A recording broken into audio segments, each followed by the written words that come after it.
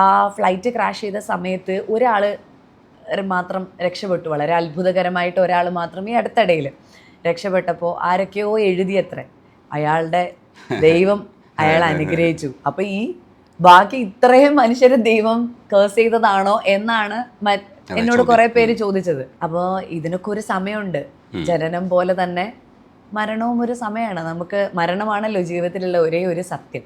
അപ്പൊ ജനിക്കുമെന്ന് പോലും നമുക്ക് ഉറപ്പില്ല, പക്ഷെ മരിക്കുന്നുള്ളത് നമുക്ക് ഷുവറാണ്, കൃത്യമാണ്. അപ്പോൾ അതിന് ഒരു നിയോഗമുണ്ട്. ആ നിയോഗിക്കപ്പെട്ട സമയത്ത് ചിലപ്പോൾ 500 ആൾക്കാർ ഒരുമിച്ചായിരിക്കും, 600 ആൾക്കാർ ഒരുമിച്ചായിരിക്കും. അത് അങ്ങനെ തന്നെ സംഭവിക്കും. ചിലപ്പോൾ ഒരാൾ ഇതിൽ നിന്ന് രക്ഷപ്പെടും. ഇതൊക്കെ ഇറ്റ്സ് ക്വൈറ്റ് നാച്ചുറൽ.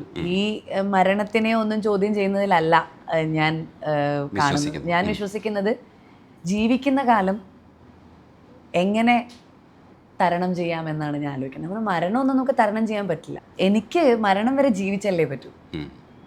അതിൽ എന്നെ സഹായിക്കുന്ന എന്ത് ശക്തിയാണെങ്കിലും ആ ശക്തിയോട് പിടിച്ചു പോവുക.